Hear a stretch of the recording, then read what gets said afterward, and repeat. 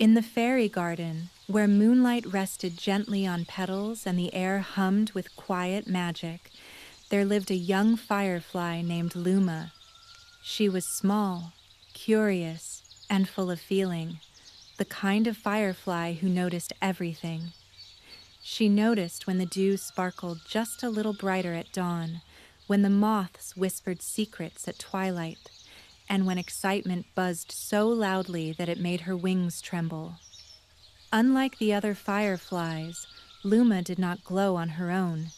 Instead, she carried a lantern, a tiny glass globe filled with golden light. The lantern was a gift, passed down long ago, and it had a special quality. It responded to energy. When Luma felt calm, the light glowed warm and steady. When she felt excited, the lantern brightened. And when friends gathered close, the lantern shone brightest of all. Luma loved her lantern nights. She loved the laughter, the movement, the way shadows danced across the leaves when the light grew strong. It made her feel important, like she was the center of something wonderful. But even the most beautiful light needs care, and Luma was still learning how bright was too bright. Each evening, just as the sky turned violet and the garden settled into its nighttime hush, Luma would lift her lantern and set it gently beside her. She liked to watch it glow as the stars appeared one by one. The lantern never rushed.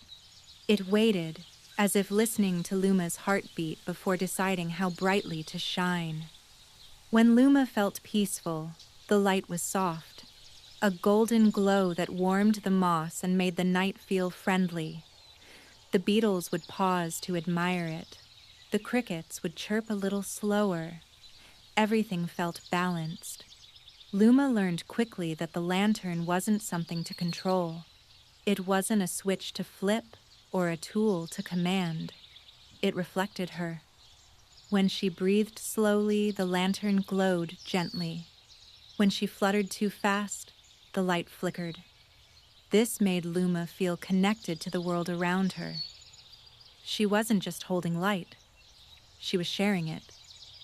And when she sat quietly, lantern beside her, she felt proud of how calm and kind her glow could be. But Luma was young, and like many young fireflies, she loved what happened when others came near. Key. When the other fireflies arrived, everything changed. They came laughing and darting through the air, their wings buzzing with stories and ideas. As they gathered around Luma, the lantern responded instantly. The golden glow brightened, spilling light across the leaves and stones. Shadows stretched and danced. The garden felt alive.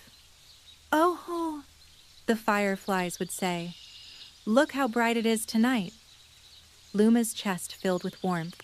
The lantern shimmered even more, as if proud to be admired. The brighter it shone, the louder everyone laughed. The louder the laughter, the brighter the light became. It felt exciting, like nothing could go wrong. Games grew faster, voices grew sharper. The night stretched later than usual, but no one noticed. The lantern made it feel like time didn't matter. Luma felt important, powerful, seen. But beneath the excitement, something small began to shift. The warm glow started to feel hot. The shadows moved too quickly. And though Luma felt happy, she also felt a strange tightness in her wings, a quiet signal she didn't yet know how to name. As the lantern continued to shine, the garden changed. The moths stopped whispering and flew away. The crickets grew silent. Even the moon seemed to pull back behind a cloud. The light was still golden, still beautiful, but it no longer felt gentle. Voices overlapped. Games turned into arguments. Someone tripped over a root that had been hidden before. Another firefly snapped, just a little, and then apologized, but the feeling lingered. Luma hovered in place, heart racing. She hadn't meant for this to happen. She only wanted everyone to have fun. She only wanted the lantern to shine. But the brighter the lantern burned, the harder it became to think. Rules that once felt easy slipped away. Listening felt difficult. The night stretched too far and tiredness crept in like a fog. The lantern flickered wildly now, light spilling everywhere at once. That was when a soft shadow crossed the glow. From the edge of the garden, an elder moth approached, her wings calm, her eyes kind, her presence steady as the stars. And everything at last began to slow. The elder moth did not rush. She moved slowly through the air, her wings wide and steady, catching just enough of the lantern's glow to soften it. Where her shadow passed, the wild flickering dimmed, and the garden seemed to take a long, quiet breath. Luma noticed her immediately. The elder moth's eyes were kind, not disappointed, not angry, just clear.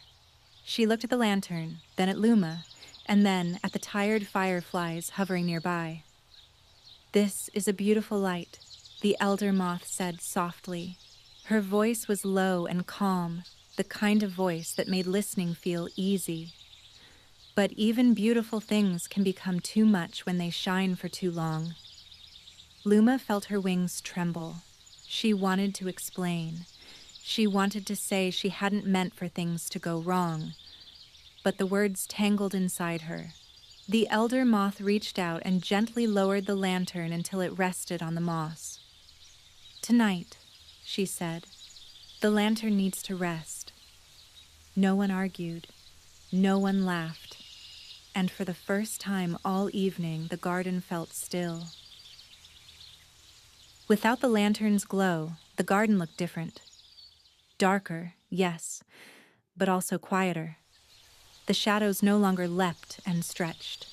The buzzing excitement faded into soft wing beats and gentle sighs. One by one, the fireflies drifted away, their energy spent, their voices hushed. Luma hovered near the resting lantern, her chest tight. She felt embarrassed. She felt sad. And somewhere beneath it all, she felt relieved. "I didn't mean to make it too bright," Luma whispered. The elder moth nodded. "I know," she said.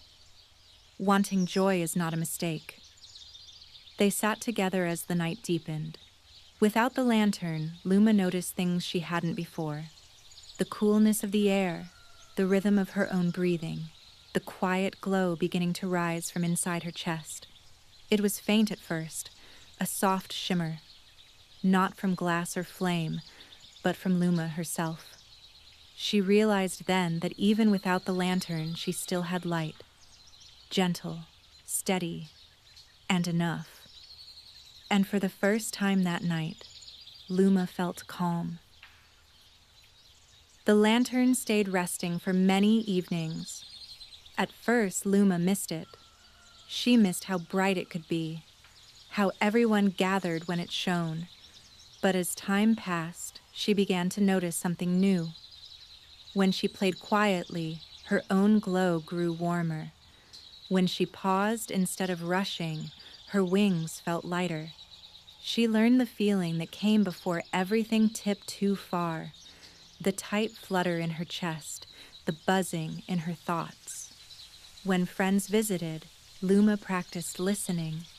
When excitement rose, she practiced slowing down. Some nights were joyful, some were quiet, and all of them felt easier. One evening, the elder moth returned. "You've been learning," she said, lifting the lantern carefully. "And because of that, the lantern can shine again, gently." This time, the light was soft, warm, just enough. The garden slept peacefully beneath it, and Luma understood at last. Light was meant to guide, not overwhelm. When the lantern returned, it did not announce itself. There was no sudden brightness, No shimmering rush of excitement. Instead, the glow unfolded slowly, like a sunrise that waited for everyone to wake. Luma set the lantern down carefully. She took a deep breath before lighting it, just as the elder moth had shown her. The light that emerged was warm and steady. Not dim, not dazzling. Simply right. When friends arrived, Luma greeted them one by one. They talked quietly at first, then laughed, then settled into games that didn't need rushing. The garden felt alive again, but in a gentler way. If voices grew too loud, Luma paused. If excitement bubbled too high, she noticed it and breathed. The lantern responded, glowing steadily, no longer flaring wildly. The fireflies stayed longer this time, not because the light demanded attention, but because it made the night feel safe. And when the moon climbed high, everyone felt ready to rest. The lantern dimmed on its own. Luma smiled, understanding that balance wasn't about making the light smaller. It was about knowing when to soften it. As nights passed, Luma became very good at listening, not just to others, but to herself. She learned the quiet signals her body sent before things felt too big. A quick flutter in her wings, a buzzing in her thoughts, a feeling that made her want to push just a little more, even when she was tired. When she noticed those signals, she paused. Sometimes she set the lantern down early. Sometimes she suggested a calmer game. Sometimes she simply sat and watched the stars. And every time she listened, the night felt kinder. The garden seemed to notice, too. Flowers stayed open longer, moths lingered. Even the moonlight felt softer. Luma realized something important then. Caring for the light meant caring for herself. She didn't need to shine the brightest to be loved. She didn't need to hold the night together all on her own. Her glow, steady and true, was enough. Not every night was perfect. Sometimes the lantern still flickered. Sometimes excitement returned faster than Luma expected. On those nights, the light grew a little too bright again. But now, Luma knew what to do. She didn't panic. She didn't feel ashamed. She simply noticed and adjusted. She rested the lantern sooner. She asked for help. She listened when the elder moth reminded her to slow down, and each time the night found its balance again. The elder moth smiled when she saw this. "Learning doesn't mean never making mistakes," she told Luma. "It means knowing what to do when you do."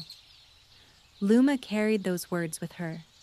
She understood now that growth wasn't a straight path. It curved and wandered, just like the garden paths beneath her wings. And that was okay. By the time the season began to change, the fairy garden felt different. Not quieter, just calmer. Luma's lantern glowed softly most nights, a steady presence that guided rather than dazzled. Friends came and went with ease. Laughter rose and settled. Rest came when it was needed. The garden slept peacefully, wrapped in gentle light and understanding. Luma hovered above it all, lantern at her side, heart calm. She had learned that light was powerful, and that power was best used with care. Some nights the lantern shone brighter. Some nights it rested.